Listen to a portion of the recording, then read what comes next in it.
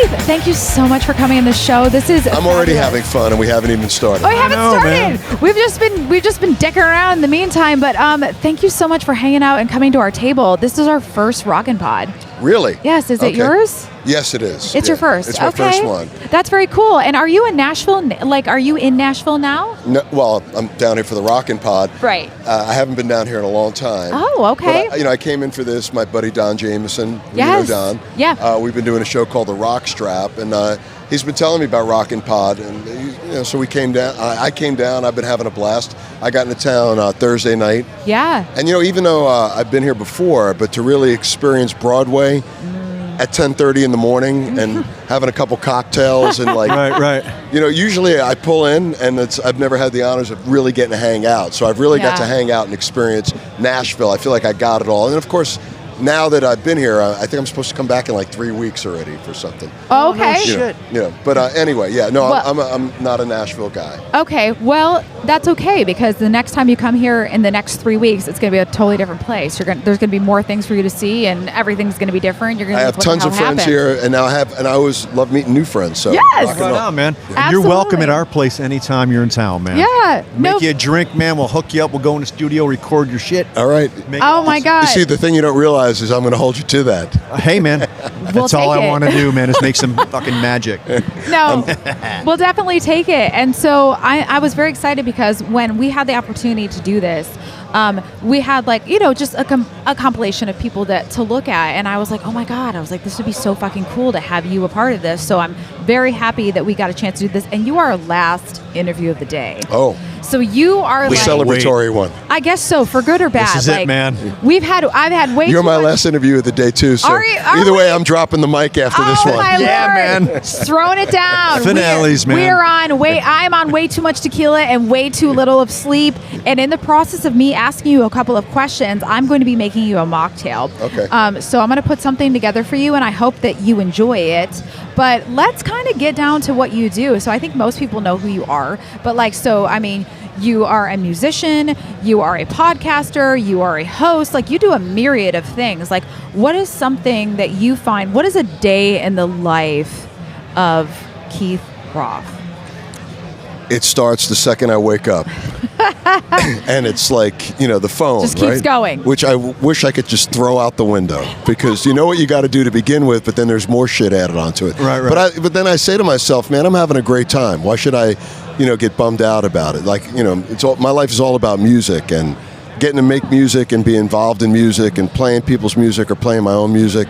And I'm like, shut the fuck up, Keith, and just move on and have fun. And what gets me through the day is knowing that my beloved New York Knicks are probably playing that night, and that's my goal. At that point. That's excellent, man. I mean, being a musician and having all that passion, man, that's the stuff that makes you get up in the morning. Right. I have a great idea, or I have this thing that I'm always creating something. Yeah, I mean, between I juggle a lot of different things, but people are like, how do you do that, man? Because you're on Sirius and your band's playing and you're on the road and stuff like that. And it's not that hard because it's just life, it's just how to go through, it's what it is. And believe me, I'm one of those guys where there's no middle ground. I'm either full on and I'm out, or I don't leave the couch. Or you're chill. I'm Charlton Heston in the Omega Man. You know what I mean? If you ever saw the Omega Man, Last Man on Earth, there's my two extremes in life, That is so funny. And I think that's kind of really important because you have to have a little bit of both, because I'm sure it can be quite draining. But if you enjoy what you're doing, that's all that really matters. It's all worth it, man. It's all worth it. No work. It's not work at that point. And you had mentioned ties to Rochester, New York, and Dan and I are both from Rochester. So, the name of the band that you were recording with, which actually you were leaving, you said to go to Woodstock, New York tomorrow, which my response is, what's in Woodstock? And you were like, we're cutting a new song. Yeah, we're the Dictators, a band I played, they've been around since the 70s. Some people, predated the Ramones as far as the New York punk scene. But we're recording a version of a Dictators classic called Stay With Me. Okay. So Andy Chernoff and really, after all this craziness over the last few days of Rockin' Pod in Nashville, the choices were either that or Easter, and it's like, I can't do Easter. So yeah, I mean, the fun continues, but playing with the Dictators is a blast. The first record came out in 23 years, a few months ago, and we're really proud of it. we've been out with the Damned. We supported, we're out with them. Very cool, man. A couple times. We did 2 tours with the Damned, and we're supposedly heading up your way, or where you used to be in Rochester, sometime, hopefully in the fall. Probably getting back to Canada because it's been a couple of years since we've been up there. So I've heard rumblings of Rochester, and I heard one place in particular. But you guys are from Rochester, now live in Nashville, right? Yes, right, and it's been a while since we've been there. There's a few new places that have opened up. So like I kind of see it through like social media and whatnot. But that's pretty cool. So it's a fun place to play, and there's a lot of good venues up there. Especially I kind of feel like the Northeast. Kind of gets overlooked in certain places. So I'm hoping that like you guys get a really good response up there, which you probably will. And actually, wasn't Ace Von Johnson just talking about the Dam too? Yeah, he was. I love Ace. Yeah, he's a great. good dude. Yeah. LA Guns, and me and him, we're punk rock, kids. So, when we talk about old school punk movies like Suburbia. Yep. He worked with Sylvain Sylvain. I worked with David Johansen for 4 years. So wow. Yeah, what was that like? Oh, it was amazing. Incredible experience. I love David so much. I mean, I've been talking about him a lot because of his passing. So yeah, he just passed. Yeah, I did a tribute show with Meg Griffin that aired about a month, 2 or 3 weeks ago, where we got to share some personal stories. I produced his radio show. I played in the David Johansen group. I recorded some stuff with him, and out of all the great things I've done in music, that's probably the thing I hold in the highest regards, because he was a teacher. He was like my older brother. He was also like my little brother, and he was just a great spiritual advisor. And what a fucking talent, man! Always the smartest guy in the room, and and think about really witty and shit. Witty and just almost like he was kind of bored hanging around Earth for a while. He's probably in the controller's ear right now, kind of making him aware of what's going on. Man. But between the New York Dolls and his solo stuff and the comedy and just every multi-talented, and just I learned so much, and I miss him. I think about him all the time. And he's been sick for a while, but he kind of had it in check. And then he took a bad fall around the holidays that he broke his back, and then they kind of wrote him off, put him in hospice home care, and then he recovered from that, and he got out of bed. It was one of the most powerful things I've ever seen when I went and visited him, which I had in my brain was going to be the last time, and it actually was. But when I left there, that wasn't what I thought was going to happen. But I seen him, and he got out of bed, and it was like we're talking about future stuff, and he was no longer in hospice. Like that doesn't happen, right? Right. But then apparently we made plans to see each other on a Saturday. This was on a Tuesday or something, and the sickness came back full force, and kind of. Yeah. So we were playing in Woodstock, back to Woodstock, a place called the Colony, and it was a gig. It was the Dictators and Steve Conte. Do you guys know Steve Conte? Dude, I know Steve Conte. I got a little story real quick, man. I used to roadie for that guy. Steve Conte? Dude, and the Crown Jewels. Remember him and his brother? Of course. Yeah. Steve and John. Somebody a girl named Lisa St. Anne goes, hey, man, I got a gig for you. If you want to make some money, they're going to give you a couple $100 to drive them up to Albany and do a couple shows. But that's how I know Steve, man. I was like, man, this guy can freaking sing. Great songwriter. But great guitar player. Yeah, we connected, man. I know he was in the Dolls, right? Right. And he did some cool stuff. So anyways, that was my little story. No, but you go ahead. I've known Steve since I was like 15. No shit. Well, maybe I'm exaggerating. 18. Where are you from originally? I'm originally from the Bronx, New York. I could tell, but I wasn't sure. And I've been New York grit, man. Yeah. Punk rock. I've been in Jersey for a long time, though. I love New Jersey, which is now a suburb of New York City. Pretty much. I live right outside of Red Bank, New Jersey, which... That's where Jerry lives, right? Right outside. Yeah, Jerry. Yeah, we're used to, right? Me and Jerry Gaskill see each other quite a bit at ShopRite and at Trader Joe's, or we'll do some shows together. And there's a thing called Pull a Gaskill. What is it? It turned into a thing. Like one time I saw Jerry at ShopRite, and I was in a rush. I didn't have time to talk, so I was like, even though you love him, you know what I'm saying, right? You just don't got the time, right? So like a Larry David moment right there. Right. Love Jerry, but I can't talk right now. So I'm boogieing through the store. And meanwhile, Jerry's thinking the same thing. Well, there you go. That's exactly it. So I'm boogieing through ShopRite, and then all of a sudden I go down an aisle, and there's Jerry, and he sees me, and he pretends he doesn't see me. And I'm like, I love this. So we converse about this, and it turned into Pull a Gaskill. So now, the funny thing is, I told this to our friend Aaron Doobie, Mark Doobie, who Jerry knows very well, is a bass player, plays with Ted Poley. You know Ted Poley? Oh, yeah. Danger, right? Danger, Will Robinson. You know, I always add that little twist in there. But and I tell Erin this story about Pull a Gaskill. So she knows this story. I see her at Trader Joe's, and I'm like, oh, I don't have time to talk to Erin. And then I get in the car and I realize she knows what Pull a Gaskill is. So the guilt is I wait for her to walk out so I can be like, hey, what's up, Erin? And she's like, I know you were pulling a gaskill. So anyway. So Jerry knows that term, though. You told him about it? Well, he's the king of it. He started it. Right. One night, Daniel Ray, you know Daniel Ray from Master of Reality, he produced the Ramones records. I don't think so. It was me, Jerry, and Daniel Ray, and it was like we're at a deli counter at ShopRite on a Saturday night. Like, our fucking lives are so exciting right now, you know. But the Dictators were playing in Woodstock, New York, and I'd seen David. But there was a sweet relief thing for him that people were doing, raising money for him because he wasn't been able to work. So that, you know, these T-shirts, LUV, David Johansen shirts. So I saw a lot of them in the crowd. So after the gig was over, I went out and took pictures of people wearing the shirt, and I sent it to Mara, which is David's wife. And the response I got back is he just passed.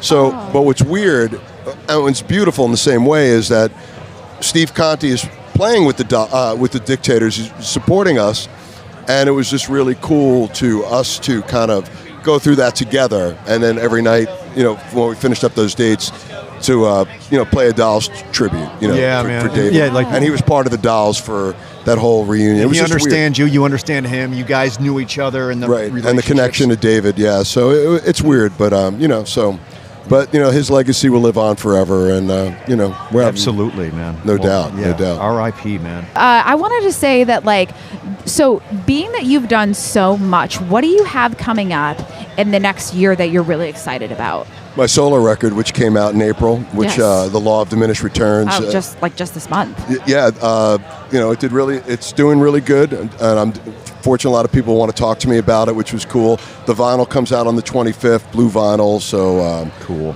But I'm, you know, really proud of the record. You know, it's a conceptual journey. It's a solo record too. Like putting my name under it, it was a lot of. Did you feel stressed out at all? You know, it took 2 years. Yeah, it was very stressful. Sequencing, everything was like I didn't want to let it go. Drawing the line, right? Yeah, finally, like, you know, the label Deco said, you know, put the fucking thing out already. You know, come on, we keep missing. And I was working. You know, they're like, we're missing a window, and you're like, stop it with your windows. Stop. I didn't let it go till it was gone, but I feel really good about it. And, you know, the one thing I've learned about making music for all these years is that if you're happy with it, it's a success. So I was happy with it. So I don't care, you know, what happens. I mean, the record's done okay, and, you know, I'm excited for the vinyl. We're doing some shows under just my name with a band, you know, Foghat.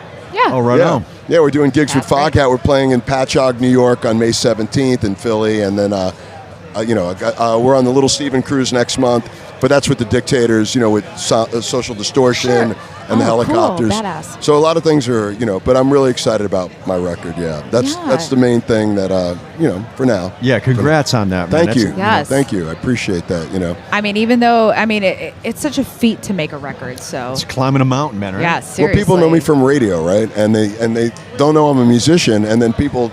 Believe it or not, some people don't even know I do radio. Like, oh, you really? Oh, I listen to Sirius. He's on Sirius with, you know, but. You're to like, finally yes. just say Keith Roth, it's like, okay, yeah, it makes it simple. So the album's called The Law of Diminished Returns, and, you know. Oh, what a fitting title. And, yeah, you know, some guys, like Bob from Monster Magnet plays drums on a lot of the record. I remember that band. Ross the Boss, you know, Punky Meadows, Albert Bouchard from Blue Oyster Cult, who's part of the Dictators. But, you know, these guys, I had a journey, and I said, you know, I feel who should be part of that journey for each little snapshot of each song. So, you know. Very cool. It's streaming everywhere, so check it out. Excellent. Oh my we God. will, man. And we'll put the link, and we'll make a picture. If you got a picture online, we'll find it, and we'll edit it and fly it in, man. Well, you know, I got a promo. I'll give you. Do you guys still listen to CDs? I do have I got a CD player in my car. So do I, man. I got 2007. All right, I'll give you a CD. So I you can love check it. out. Yeah. The fact that you Excellent. have CDs makes me happy, though. Yeah, I mean, they gave me a couple vinyl. I don't have, you know, the label gave me. I took my own, but you know. If I have extra, I'll send you a vinyl at some point. But hell yeah, that's so cool. Well, you know, next time you are in Nashville, and I mean, I know it's probably coming up soon, but and that may not work. But any other time that you want to come in, we'd love to like do an Do actual a deep like, dive, man, on proper- your whole career from just the whole thing, man, a whole feature, man. Well, it's just fun to hang, you know. Yeah, You know, we absolutely. Could talk about your career or Rochester, you know. It's like. It'd be fun. Yeah, and then man.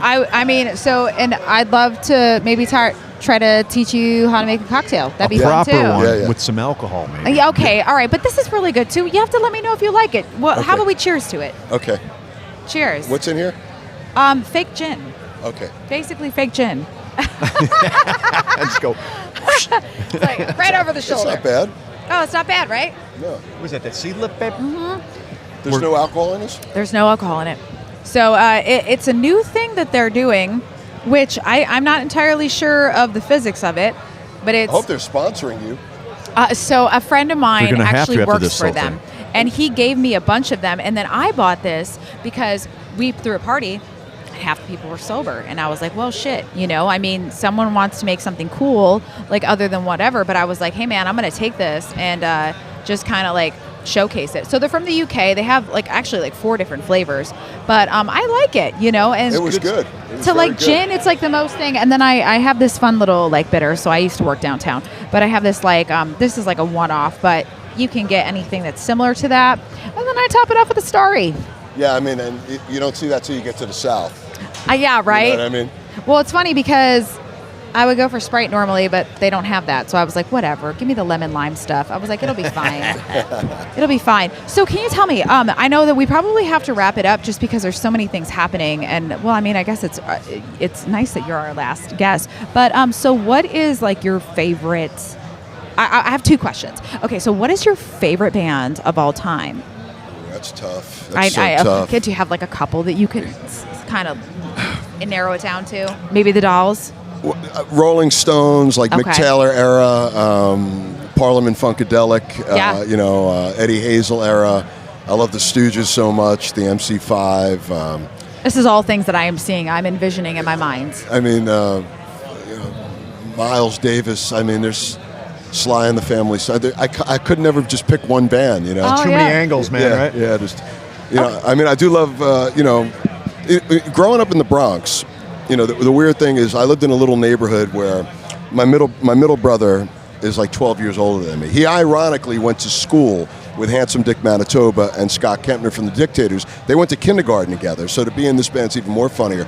But in New York, it was like everybody was hip to the music that didn't catch on until 30 years later. Right. So like, I knew the Velvet fresh Underground, stuff. and I'm not trying to be hipster kid, like total sick cool guy, but like my brothers had the Velvet Underground Nico record and you know, the MC5 Kick Out the Jams and the Stooges records, because in that little nook of the world, you know, they searched out these great bands out of Detroit, and there was a great independent record store on Fordham Road in the Bronx. So when we moved out of the Bronx and I came to Jersey, you know, nobody knew who the Stooges were for years. You know, I'd say like the Stooges, like Larry, Moe, and Curly, you know, like they... So funny. You know, They just didn't know. They didn't know. And I think Morrissey, who said, I think about David Joe, I think something along the lines that it takes 30 years sometimes for the people to catch up to an artist. And I think that's true. It's a long time. You know, so I was just, you know, really lucky that as a kid hearing Cream and Zeppelin and Black Sabbath and all these great bands that, you know, so to pick one band would be tough. I mean...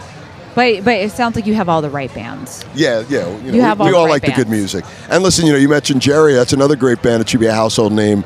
Not to Exactly. name drop, but I interviewed the great Richie Blackmore, right? You know, Deep Purple. Okay. And he said to me flat out, and I've told this to Jerry, but he said that a band like King's X, it's a sin that are not at top of the pops. So Richie Blackmore from Deep Purple recognizes that this is a band that should have that kind of Had iconic that fair history. shake, man. And, you know, and Jerry doesn't even know that really because he's in the band. I'm like, dude, it's like, and I'm a fanboy before I met him. You know, I'm like, I was in a solo band and it kind of melted away when you know. What do you play? I'm a singer and a guitar player. Okay. So Dan's actually in the process right now, aside from doing music on his own. He actually is producing the Galactic Cowboys. Yeah, because I did Jerry's solo record. Yeah. This Love and Scars record. I produced. He told me all about you. You produced it? I Yes. produced it. And I So you went up to Produced it. Earl Slick's house? Yes. Yeah, we Yes. met Earl with the big dog and shit. Yeah, yeah. It was All the way cool, up, man. like if he was in police protection, they would say, "Fuck this guy, we can't find him. I It's had so no- far up." It would look like a different world up there. Jerry was telling me the whole process when that was happening, so he was praising you. Oh. So you Cool. produced the record. I produced the awesome. record, yeah. And that was an amazing record, Love and Scars. I love that record, man. You know, And I mean, all the different guys that he had playing on it. he had everybody and Billy Sheen, who was here. I was Right, talking to right. him about it. Yeah, yeah. And who else? John DeServio. He's in your neck of the woods, right? JD, yeah. Right, I mean, these are all guys. And even though, I mean, I grew up with, I met John, I was probably 17, 18 when I met John. He was playing with a guy that we lost another mutual friend, Tommy DeFaro, who was like one of my best friends and one of JD's best friends. And, I played with Tommy for years in Frankenstein 3000. JD played with him in a band called Tyrus. They were the best band in the world when we were kids because, these are like young teenage kids and going in there and playing like, all these like deep Judas Priest songs, like, not the, really deep eclectic stuff and nailing it, so seeing kids your age playing that well at that age was like, holy shit. But yes, JD was on the record. Yeah, see how I have my ADHD, it just flies around? Yeah, man. You got it, though. You knew. Yeah, that was a trip, man, doing that with Jerry. And we're supposed to do another one, man. It's time, right? I'm going to give him a call, but I know he's ready when he's ready. You can't. Yeah. I don't want to go, hey, man, let's go with this stuff. He's the king of saying that, too. He's giving me, what do you call that thing that he did to you in the grocery store? It's pulling a Gaskell. He's doing that to me with Yeah, the he's record. pulling a Gaskell. He's all too familiar with pulling. My wife is right over there, right? So she hasn't drank in like 10 years. Oh. So I can't wait to give her this. Yeah, please. awesome. Maybe let her know about it. It's cool, Rachel, though. I got something for you. Rachel, we got something for you. She's like, It's oh my okay. God. You can have it. What is happening? She's like, why are people yelling at me? So my next question is, and this will probably be my last one because I know there's so much happening. Tell her there's no alcohol. So there's no alcohol in this. So this is a non-alcoholic spirit. This is from the UK. So I've used this for several mocktails, but it has in here, it says right here, it's a complex mix of peas, traditional garden herbs, including rosemary, thyme, and spearmint. And so I tell people, I'm like, it's like gin, but with no alcohol in it. And I topped it off with some starry and a little bit of this mango, pineapple, and lemongrass and peach. But you may enjoy it. It's fresh. It's very safe. There's no alcohol in it. Yes, it's very safe. No. Have a sip. He wanted you to I had try a it. sip. I just want to see what you think of it. Yeah, right? It's refreshing. Well, I wanted to ask you, like, the probably my last question, but because I don't want to take up too much of your time. No, it's all good. Well, is there a band now, like a new band that you're listening to, you know what I mean, that you've kind of like discovered that you really feel cool about? I go to Brooklyn, with Dictators, or, we rehearse, or sometimes we rehearse it. And, that whole town is like kind of what New York used to be. Because you go in and, you see friends. I mean, Devin Thompson is amazing. She's a singer, guitar player. Gibson endorsed her, but she's just got great songs and old soul. She's amazing. I mean, there's so much great new music out there. It's just that, and they're doing their own thing. They don't need corporations to back them. Right. They got their following. They're making records. They're supporting each other. Yeah. And that's why rock will never die. Maybe it'll go under the radar, or music, A little bit more underground. Right, right. But, good music is always going to happen. Always going to happen. And Devin Thompson comes to mind, and so many Red Room, Okay. a Red Bank, New Jersey band. So I think it's kind of interesting because drawing from the whole like New York, like New Jersey thing, like that is interesting to me because the new bands that I think of in my head are like bands that like I saw somewhere and someone's like, or maybe I heard them on like Octane or something like that, and I'm like, oh, I've never heard this band before, and then like I went and I saw them, and I like a lot of metal too, so like I'm kind of obsessed with like, there's a band that I'm really obsessed with called, I mean they've been around for a while, but they're called Upon a Burning Body, and then like I'm obsessed with Kim Dracula right now, and I'm obsessed with what's the other band, Spirit World. You know, Yeah. so like, but They get played on Liquid Metal a lot, right? Do they? Yeah, Spirit World, right? they probably do, because I know that they're on. I know all of those bands get played on there, but like even before I was finding things, like I had friends that told me about it, and then I went to a show, and so like being that I'm in Nashville, like it's I appreciate like New York music because it's just a little bit different than down here. You know what I mean? So I always look for new stuff. There's a lot of New Yorkers that live here now. Though. There is. You know, I A pull ton. into town and I'm getting texts like, hey, you know, blah, blah, blah, Third and Lindsay. Third and Lindsay. Were you guys at the gig last night? No, we man. did not make it, unfortunately. I went up and did Superfly, Curtis Mayfield. Oh, yeah, man. Which I recorded on my record, so it was fun doing that. But I kept calling it Second and Kingsley because it's Asbury Park, which is like, man. you know, Yes. and like, you know, people like it's Third and you know, it was like Third and Lindsley. Third and Lindsley. You You're know, like, They know "Second what you mean." Kingsley." and I have ADHD, and I'm like, this is really bad right now, and I'm, you know, but yeah, I mean, so many people we know live down here, you know, and it's really kind of just a hub. You know, people love living down here. It's music 24/7.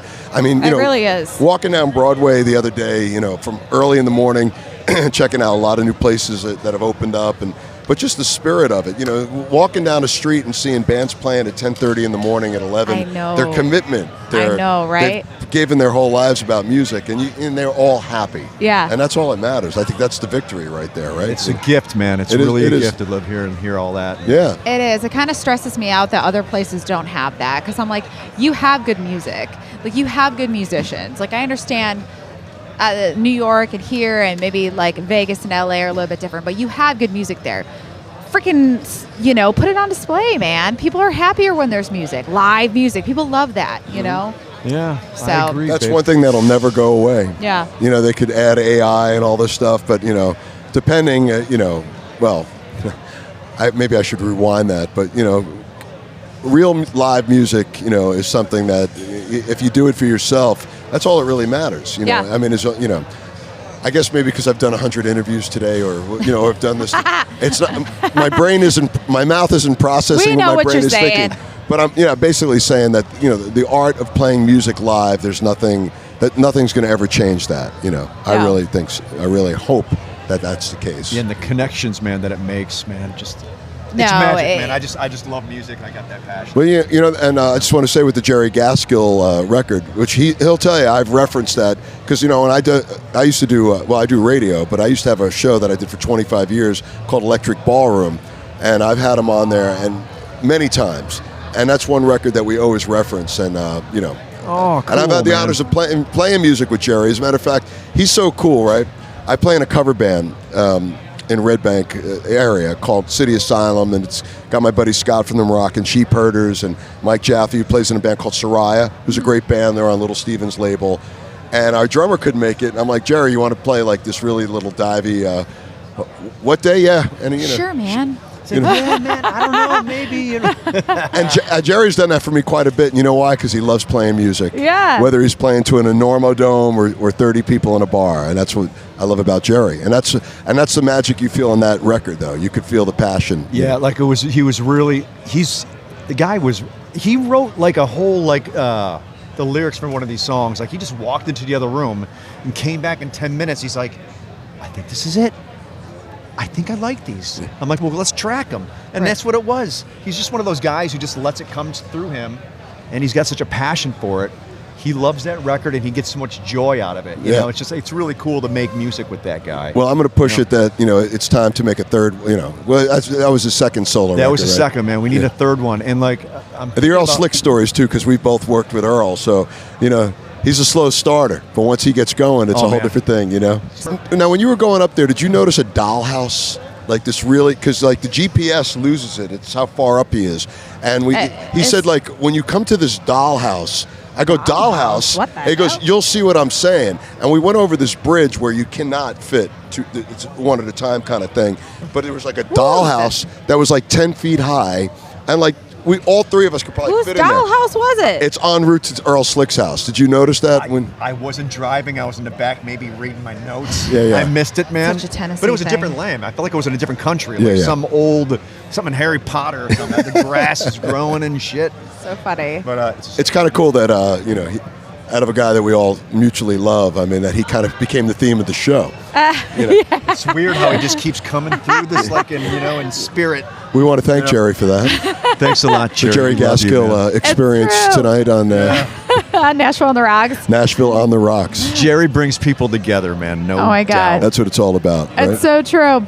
Well, thank you so much for taking That was the my time. pleasure. Sit down. What a great Really way to appreciate wrap it. this up. Just Hell yeah. shooting the shit and having some fun. Yeah, and the fact that we know so many of the same people just makes me feel good with it. So I was really happy that we got to do this today. Yeah. So next time you come in, we're gonna hit you up and hopefully we can get you in the studio. I would love that, and I would love to drink some real booze with you guys. Yes. Hell yeah, dude. Yes, because this is We're good, getting but we can do real better. crazy, man. You got to see us. Wild. I'm just kidding. No, I'm used to it. Believe me. All right, guys. Well, thank you so much, Keith, for My coming pleasure. on the Thank you show. for having me. I really appreciate All right, it. we appreciate Awesome. We'll see you man. next time. All right. Bye.